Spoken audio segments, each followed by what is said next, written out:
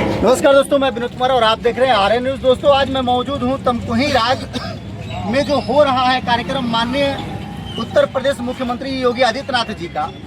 इस कार्यक्रम में एक सबसे बड़ा युवा जो नेता कहिए, समाज सेवी कहिए, आप चाहे तो जिस भाषा में, जिस शब्द में उस व्यक्ति को अपना बात कहने और समझने के लिए लिख सकते हैं। लेकिन मज़े की बात यह है दोस्तों, यहाँ लिखा हुआ राम ज्ञानी फाउंडेशन की तरफ से उत्तर प्रदेश के यशस्वी मुख्यमंत्री परम पूज्य महाराज श्री योगी आदित्यनाथ जी के तमकुही आगमन पर हार्दिक स्वागत एवं अभिनंदन। और इस पे नीचे के कॉलम में आएंगे तो एवं परम पूज्य महाराज के जन्मदिन के अवसर पर 21,001 फलदार वृक्ष लगाया जा रहा है। यह छोटा सा उपहार महाराज जी एवं पर्यावरण को ओजस्वी भेंट करता है। यानी कि एक ऐसा युवा नेता, एक ऐसा युवा समाज सेवी जो अपने तेज वक्ताओं के लिए जाना जाता है। और देख सकते हैं इंजीनियर ओजस्वी मिश्रा का जो ध्येय है ये पर्यावरण को लेकर के है, जबकि उत्तर प्रदेश सरकार पिछले साल में लगभग 36 करोड़ के आसपास पौधारोपण कराई थी और वो भी अपने आप में एक रिकॉर्ड था। लेकिन इन सारी व्यवस्थाओं, सरकारी जो व्यवस्थाएं चल रही हैं, इनके बावजूद या फिर ऐसे कहें इसके बाद, ये जो युवा है ओजस्वी मिश्रा, इनका एक फाउंडेशन है, संस्थापक है रमा ज्ञानी फाउंडेशन एवं पूर्वांचल यात्रा टीम के ये संस्थापक भी हैं। ये लगातार समाज में काम कर रहे हैं और जिस उम्र में ये अपना नौकरी करना चाहिए, इनको जिस उम्र में परिवार के लोगों के लिए कुछ अलग करने की सोच रखनी चाहिए, तो ये नौकरी और बाकी चीज़ों को छोड़ के ये समाज सेवा और समाज में ही जीने मरने की कस्में खाते हैं और चलने का प्रयास करते हैं। तो हम इनसे जानने का प्रयास करेंगे कि 21,001 जो फलदार वृक्ष का जो रोपण का इन्होंने अभियान चलाया हुआ है, इसका मकसद क्या है और आगे का इनका अभी तक इसमें कितना योगदान हुआ और कितना इन्होंने लोगों में वितरण किया, ये जानने का प्रयास करेंगे। तो स्वागत है ओजस्वी जी। भैया प्रणाम, आपका और आपके दर्शकों को प्रणाम। यहाँ मेरे जो साथी खड़े हैं उन सभी साथियों का आभार व्यक्त करता हूँ। और तमकुही की पावन धरती पे उत्तर प्रदेश के यशस्वी मुख्यमंत्री आदरणीय योगी जी महाराज का आगमन हो रहा है। मैं उनका स्वागत करने के लिए खड़ा हूँ। और 5 जून को महाराज जी का जन्मदिन भी है, विश्व पर्यावरण दिवस है। मैंने संकल्प लिया है कि पूरे विश्व के हर घरों में जाकर 2-2 पेड़ लगवाऊंगा। मैं इस धरती माँ को स्वस्थ और सुरक्षित करने के लिए निरंतर चल रहा हूँ। उसी के क्रम में महाराज जी को 21,000 पौधे जैसे वितरित करूंगा, 21,001, मेरे द्वारा 1,50,000 पौधों का लक्ष्य पूरा हो जाएगा। और मेरा लक्ष्य है कम से कम 10 करोड़ पौधे आगामी 10 सालों में लगवाना और पर्यावरण को बचाना, भाईचारा और एकता को रखना। समाज में कोई बड़ा नहीं है, कोई छोटा नहीं है, सब बराबर है। इस धारा को मैं बांटने निकला हूँ कि सब बराबर हैं। एक ओजस्वी मिश्रा जो इंजीनियरिंग करने के बाद समाज सेवा में लग गया, ऐसा कहाँ दिमाग में आया आपको कि आप नौकरी पेशा या फिर अच्छे अपने प्रोफेशनल को चीज को छोड़ के आप सीधे समाज सेवा में आ गए? 2024 का 27 जुलाई का समय था। बेसमेंट में पानी भरा और आईएएस की तैयारी करने वाले 3 छात्र रॉयल आईएएस के बेसमेंट में डूब मरे, जिसके खिलाफ मैंने मोर्चा खोला। सिविल सर्विसेज की जो तैयारी करने वाले छात्र थे उनका मैंने नेतृत्व किया दिल्ली में, जिससे अरविंद केजरीवाल की सरकार गिरी। मैंने उनका खटिया खड़ा किया कोचिंग सेंटरों का। आज स्थिति यह है कि छात्र हित सिस्टम वो लोग बनाने पर आमदा है। यही जो विकास विकृति ऐसे दिखते हैं, ये ऐसे दिखते हैं, बस सुंदर बोलते हैं, सुंदर शरीर है, सुंदर मन नहीं है।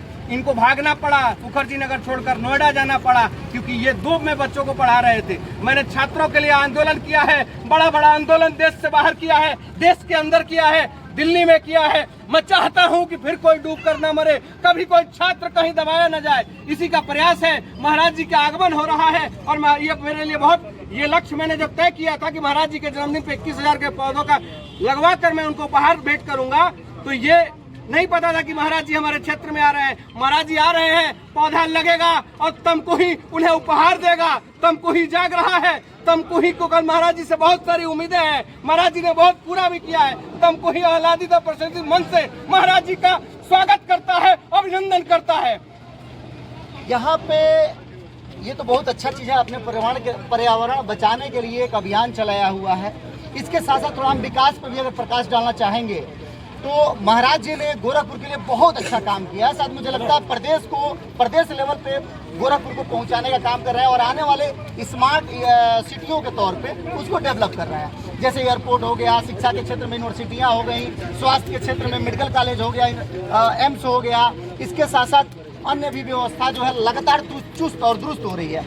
लेकिन कुशीनगर में बहुत सारी चीजें हैं जो यहाँ की प्रोजेक्ट आकर के और गोरखपुर चली गई। ऐसे मामलों में कुशीनगर के विकास के लिए आप क्या कहेंगे? आप और मैं एक साक्षी हैं सिलीगुड़ी कॉरिडोर का।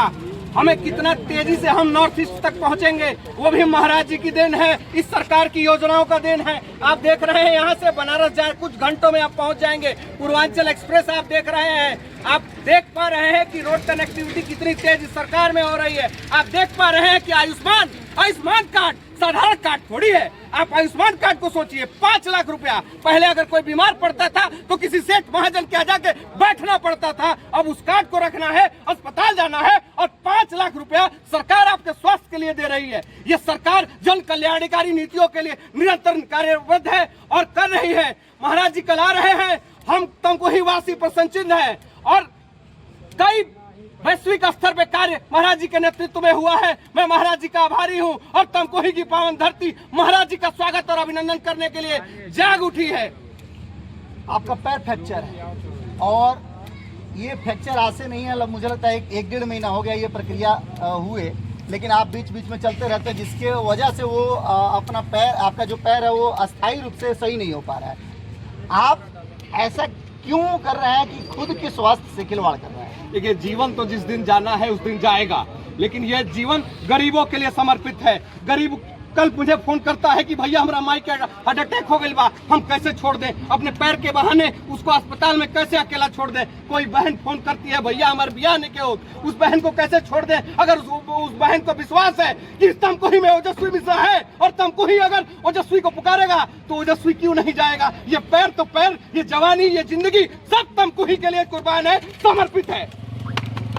चलिए, बहुत बहुत धन्यवाद। आपने बहुत अच्छी चीज़ें पहल की हुई है कि पर्यावरण को बचाने के लिए आप ये जो पेड़ों फलदार जो वृक्ष है इसको लगाने का पर्यावरण, स्वच्छ, स्वास्थ्य, शिक्षा, मैं आपके हर जगह हूँ और सभी नौजवान साथी जो मेरे साथ यहाँ हैं उनसे एक आग्रह है कि बिना हेलमेट के बाइक न चलाएं। मैं पुनः दोहराता हूं, बिना हेलमेट के बाइक न चलाएं और बाइक चलाएं तो स्पीड का ध्यान रखें, क्योंकि आपके घर में आपकी माँ है, अस्पताल में कहीं वेंटिलेटर इंतजार न करें आपका। आप गए हैं तो स्वस्थ घर लौटें। आप सभी से आग्रह है कि पेड़ लगाएं, पर्यावरण से बचाएं और हेलमेट लगाएं, खुद को सुरक्षित रखें। मैं आप लोगों के लिए 24 घंटा 24/7 वादा करता हूं और वादा ही नहीं करता हूं, इसको क्रियान्वयन में करता हूं। ये मेरी जीवन का पद्धति है कि 24 घंटा फोन उठाता हूं। लेकिन साथियों, मैं चाहता हूं कि आपके मंगल में आऊं। मैं नहीं चाहता कि ये तमकुही, ये भारत का कोई नौजवान अमंगल का शिकार हो।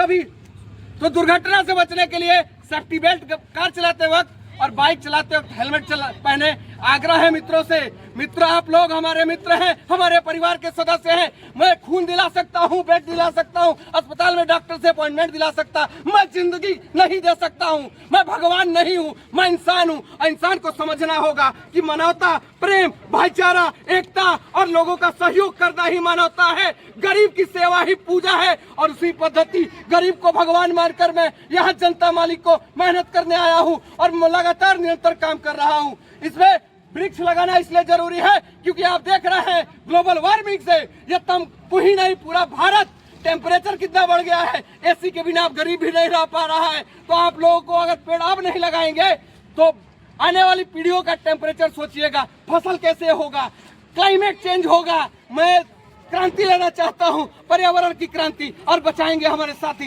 ये नौजवान बचाएंगे पर्यावरण को। मैं लग गया हूं, मैं अपना जीवन कुर्बान कर दिया हूं और इस समाज को, इस देश को, इस अर्थ को, मैं मोदी जी के नेतृत्व में हम लोग इस अर्थ को बचाएंगे। वन अर्थ वन फ्यूचर के वसुधैव कुटुंबकम की नीति को हम अनुसरण करने वाले लोग हैं। हम इसका अनुकरण ही करेंगे और समाज का उत्थान करने के लिए हम समर्पित हैं। और ओजस्वी मिश्रा कभी भी बड़े लोगों के बीच नहीं देखा जाएगा। ओजस्वी मिश्रा हमेशा गरीबों का मदद और गरीबों के लिए जीता और गरीबों की सेवा करता देखा जाएगा। कभी किसी मंचों पे नहीं चढ़ेगा। ओजस्वी आएगा तो गरीब के लिए आएगा, जिएगा तो ओजस्वी गरीब के लिए जिएगा। ओजस्वी कहीं नहीं चढ़ेगा बड़े मंचों पे। ओजस्वी सेवा करेगा और सेवा के लिए पैदा हुआ है।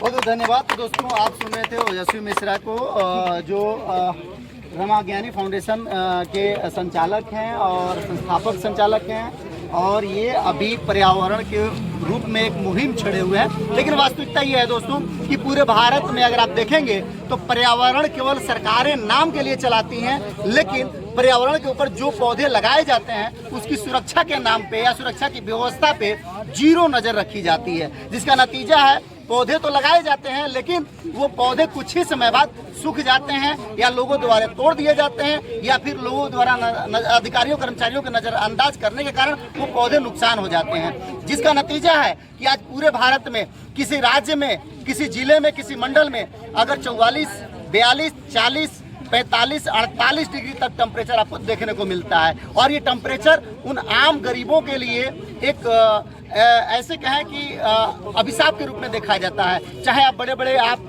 कंपनियों में जाएंगे तो एसी लगी रहती है। आखिर में ये एसी क्यों लग रही हैं?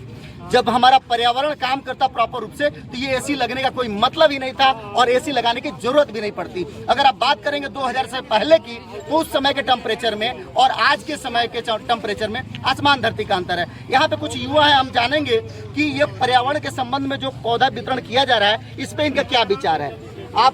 आपको पौधा ओजस्वी मिश्रा जी की तरफ से मिला है, भेंट किया गया है और फ्री ऑफ कास्ट किया गया है कि पैसा लेके? बिल्कुल फ्री है। बिल्कुल फ्री है। आप पर्यावरण को किस नजरिए से देखते हैं? मैं भी यही देख रहा हूँ कि हमारे यहाँ जो गर्मी इतनी ज़्यादा बढ़ रही है उसका करने का प्रयास कर रहे हैं। उसी मुहिम में हम लोगों ने भी सोचा कि जितना योगदान हम दे सकते उतना दे। भी एक कार्यक्रम रखा है जिसमें सूख गया तो आपके ऊपर कंप्लेन जाएगा। क्यों? पौधे का कैसे सुरक्षा करोगे? सूख गया तो तुम्हारे नाम पे कंप्लेन होगा, ठीक है? कहाँ लगाओगे फूल बेटा? अरे पौधा घर के साइड में लगाओगे ना। सूखना नहीं चाहिए पौधा ले जा रहे हैं तो आपको बढ़िया से लगाना है। हाँ, पानी क्या करोगे? छत पे लगाओगे, पानी बराबर डालना पड़ेगा। तो दोस्तों, ये है पौधारोपण, एक युवा का जो है अभियान।